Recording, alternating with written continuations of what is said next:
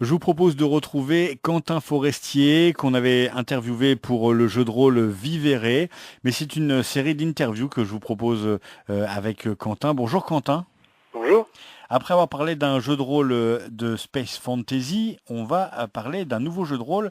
Attention, originalité, un jeu de rôle des bestioles de l'espace. On retrouve l'espace, mais attention, on ne va plus jouer des humanoïdes, mais on va bien jouer des bestioles. Alors moi, j'aimerais bien savoir comment vous est venue cette idée de faire jouer des bestioles, des insectes, enfin des insectes, ce qui se ressemble à des insectes à vos joueurs. Alors c'est venu, je peux pas dire presque naturellement, mais en fait, bon, à la base, je suis comme énormément de joueurs, j'aime beaucoup la science-fiction et notamment les films de monstres et de genre euh, qui ont bercé mon enfance, c'est-à-dire Alien, Critters, Starship Troopers et j'en passe. De ça a découlé donc la découverte des jeux de stratégie et donc l'arrivée des races qui, elles, étaient inspirées de ces films. Et ensuite, il y a eu un jeu vidéo qui s'appelle StarCraft, que tout le monde connaît, dans lequel on nous permettait d'incarner trois races. Une race humaine, une race alien, façon alien, du coup, et une troisième un peu plus technologique. Et à cette époque-là, donc il y a bien longtemps, j'avais entrepris d'adapter ce jeu vidéo en jeu de rôle, et donc du coup, il a fallu adapter les trois races. Et il s'est avéré au fil des parties que la race la plus marrante et la plus intéressante à jouer, c'était la race alien. Juste parce que c'était amusant de courir dans les conduits des vaisseaux et de chasser des humains qui avaient la trouille. Puis j'avais laissé tomber le projet et j'ai grandi, j'ai découvert plein d'autres éléments de science-fiction et je me suis rendu compte que finalement faire jouer ce jeu-là aujourd'hui serait intéressant de nouveau, mais il fallait lui apporter des éléments de règles qui vont dans le même sens que l'univers et surtout représenter ce qui caractérise cette espèce alien, enfin les espèces aliens en général, c'est-à-dire la conscience collective qui unit toutes ces créatures entre elles. Voilà d'où est venue l'idée de jouer la couvée. C'est en fait une reprise de ma vieille version de StarCraft, le jeu de rôle, mais avec des règles complètement nouvelles et vraiment adaptées aux bestioles. Et donc là, vous avez lâché le mot conscience collective. Ça se, ça se concrétise par une série de dés. Chaque joueur va avoir des dés 6 à sa propre couleur, mais on va tout mettre dans un pot en commun, hein. Vous pouvez nous expliquer un peu cette conscience collective, mais il y a aussi deux types, hein. Il y a la CCI qui est l'individualité de chaque joueur et la CCG qui représente la volonté du groupe. Alors voilà, l'idée c'est que la conscience collective, c'est le mélange de tous ces dés-là. C'est une réserve de dés qui est au centre de la table, dans laquelle les joueurs vont pouvoir piocher pour entreprendre leurs actions. Sauf que dans ces dés-là, il y a des dés qui représentent les joueurs, donc ce qu'on a dit la CCI, et des dés neutres. Donc on va dire que c'est de l'énergie ou juste une réserve de dés en fait. Aux joueurs de prendre la responsabilité de prendre dans ces dés-là. Parce que le risque, c'est que la conscience d'un des joueurs, l'individualité d'un des personnages à la table, représentée par une des couleurs, se fasse absorber ou disparaisse suite à des échecs consécutifs. L'idée c'est qu'en fait une action est réussie selon un nombre de succès obtenus. Un succès est un résultat de 4, 5 ou 6 sur le dé. Et tout échec disparaît. C'est-à-dire que les réussites reviendront dans la réserve et les échecs vont disparaître. Donc si je lance le dé de la couleur d'un copain et que je fais 1, 2 ou 3, ce dé-là va quitter la réserve, la conscience collective. Et au fur et à mesure qu'on joue, la conscience collective va grandir et ou rétrécir en fonction des succès et des échecs. Et certains joueurs pourraient se retrouver à perdre leur individualité. Et ça implique que le joueur ne peut plus agir de lui-même. Que le personnage est laissé aux décisions arbitraires des autres membres du groupe. Ça devient un peu ce qu'on appelle dans le jargon rôlistique un PNJ. À moitié, puisque le personnage sera toujours propriétaire le joueur sera toujours propriétaire de son personnage. pourra toujours réagir ou entreprendre des actions instinctives si les autres joueurs lui ont laissé son pool d'action, mais les autres joueurs peuvent décider de sacrifier de leurs propres actions pour le faire agir. Alors il y a une action qui permet d'ajouter des dés à cette conscience collective. Est-ce qu'on peut imaginer que un personnage qui est devenu cette sorte de PNJ puisse retrouver son rôle dans la partie? Oui, les dés de conscience personnelle reviennent automatiquement à la fin de chaque scène. L'idée, c'est de faire c'est un peu une règle qui va créer de la tension en fait dans les parties, puisque plus les scènes d'action seront longues, plus les créatures vont devoir être concentrées et agir de concert. Et donc c'est pour représenter ce besoin de faire appel à l'intelligence et de ne pas tomber dans les bas instincts, la fuite ou l'agression pure et dure, que la conscience collective agit. Et du coup, on arrive à un vrai jeu de rôle, on pourrait dire presque participatif, parce que quand on va choisir les dés dans cette conscience collective, on va être obligé de se poser la question, est-ce que je prends mes propres dés à moi? Est-ce que je pioche dans la réserve de mes collègues, au risque de faire perdre des dés à un peu tout le monde, quoi? C'est ça. C'est toute la difficulté du questionnement qu'un joueur a à chaque fois qu'il va lancer les dés. Quel dé je prends? Comment je répartis les couleurs? Est-ce que je prends des couleurs? Est-ce que j'en prends pas? C'est voilà.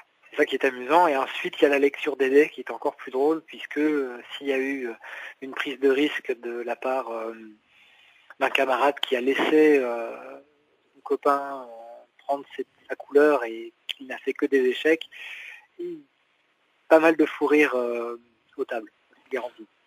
L'autre originalité, bien sûr, on l'a compris, c'est de jouer des insectes, mais pas n'importe quels insectes, c'est des insectes originaux avec même des mutations. Alors on va retrouver le gros, le calme, le bulbe, le vif, avec pour certains des mutations et c'est ça qui va être bien, c'est-à-dire que du coup on joue plus un humanoïde, il va falloir trouver d'autres façons de jouer ce rôle, puisque c'est ça le principe du jeu de rôle. Oui, alors c'est toute une des difficultés du jeu, ce sont les interactions sociales. Le principe, comme thématique, c'est une thématique de science-fiction qui est très forte, c'est la créature insectoïde alien, elle a pour principe d'être faite pour tuer. Toute son apparence, toutes ses mutations, ses griffes, sa tête, tout est profilé pour être un combattant, un chasseur, voilà, quelque chose de dangereux pour les autres espèces. Et dans l'univers de jeu, si je puis dire, les créatures sont presque au sommet de la chaîne alimentaire, et quand on rencontre quelque chose d'hostile ou peut-être son égal, comment on communique avec elle, sachant qu'on n'a pas de langage pour les autres espèces, de la même manière qu'un dresseur connaît ou un chasseur connaît les animaux qu'il rencontre en forêt, il peut en analyser les comportements. Là, on va jouer une créature intelligente. Qu'est-ce que je vais pouvoir montrer, comment je vais bouger, quel bruit je vais faire, je ne sais pas quel objet je vais déplacer pour montrer à cet autre personnage, que ce soit un animal ou un humain ou que sais-je, que je ne suis pas hostile, ou que je veux juste passer, ou que je veux échanger quelque chose avec lui, etc. C'est toute la difficulté du jeu, puisque il n'y a pas de règles purement pour gérer le social, tout est orienté sur l'action pour vraiment mettre l'emphase sur l'aspect social qui est en fait une part énorme du plaisir de jeu, puisqu'il faut tout réinventer en fait. Pour le maître de jeu aussi, ça doit aussi compliquer un peu les choses parce que comment on fait imaginer à une bestiole qu'elle se trouve devant un frigo si elle en a jamais vu avant? Voilà, c'est aussi pas une plaisanterie, mais c'est un exercice de vocabulaire à faire quand on joue. C'est qu'il ne faut pas nommer, il faut décrire les objets tels qu'ils sont. C'est un cube, c'est blanc, Ça a une odeur. il y a une espèce d'arête qui dépasse à l'avant, grise, c'est froid, ça sent rien, ça n'a pas de goût. Oui, c'est important parce qu'en fait, les créatures ont pas les mêmes. Les créatures n'ont pas la même vision, elles ont surtout une interaction très très forte avec le goût et avec l'odeur. Donc c'est par ces sens-là qu'il va falloir décrire en premier les formes, les couleurs, plutôt que de nommer un objet précis. Comme exemple que je donne toujours, je donne l'exemple des militaires, pour faire la distinction entre plusieurs militaires. Pour les créatures, ils se ressemblent tous, mais il y en a quelques-uns qui ont, comme les animaux, des marques, des taches de naissance, des couleurs sur eux. Donc par l'expérience, par la rencontre avec ce drôle d'humain là qui a cette espèce de marque jaune, enfin triangulaire sur l'épaule, c'est peut-être, on comprend que c'est le chef de l'équipe, le leader du groupe, ou celui qui va qui va être habillé en rouge. Celui-là, il est plus dangereux, il est reconnu comme les abeilles sont jaunes et noires, donc extrêmement toxiques. Les humains habillés en rouge sont peut-être ceux avec les lance-flammes, par exemple. Donc un vrai travail de rôliste, c'est un vrai jeu de rôle pour le coup. J'aimerais que vous nous parliez aussi de Maman, parce que il y a deux aspects à Maman. Il y a la reine-mère, hein, pour les insectes qui est là, et puis quand on recherche la couvée sur Internet, la page Facebook par exemple, c'est la page Maman. Oui, oui, parce que l'idée c'était que dans la couvée, on est issu d'une couvée, donc il y a une mère quelque part qui pond les œufs, etc. Et du coup, c'est le personnage central du jeu. Donc Maman, quand on joue à la couvée, va être vraiment un PNJ extrêmement central sur les parties. Les joueurs sont liés à elle par un lien de sang, mais il y a une espèce de connexion qui se fait très très vite entre les joueurs et qu'on prend tout de suite le lien de filiation. Et donc ça en devient très drôle puisque en fait de fil en aiguille, les joueurs, quand je les retrouve en convention ou ailleurs, m'appellent souvent Maman en tant que maître de jeu.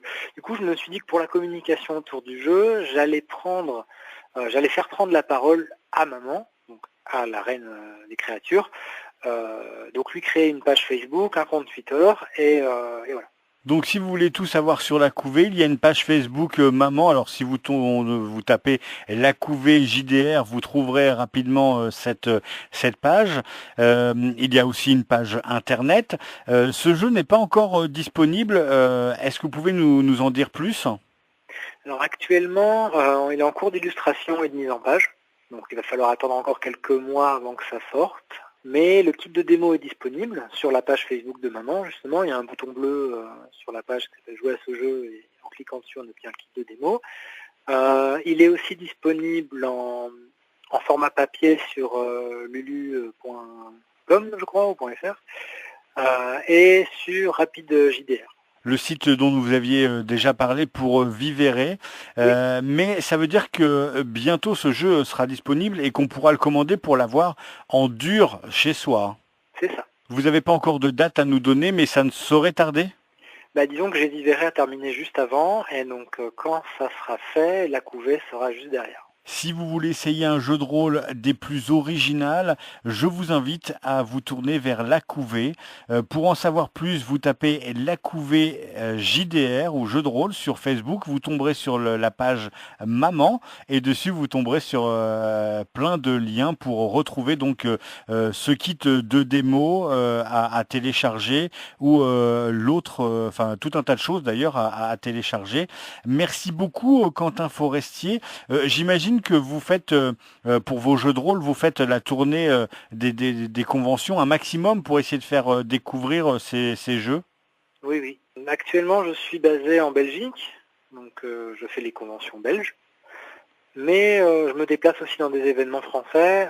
Là, prochainement, je vais aller à Octogone à Lyon. Donc, par contre, c'est en octobre, pour le plus gros événement, mais je fais les conventions régulièrement. Donc ces deux jeux de rôle, on reparle de Vivere, on avait parlé de Vivere, Vivere, V-I-V-E-R-E et La Couvée, deux jeux de rôle proposés par Quentin Forestier, à retrouver notamment via Facebook. Merci Quentin, et on se retrouve pour parler cette fois d'un jeu de société très vite. Merci. Merci.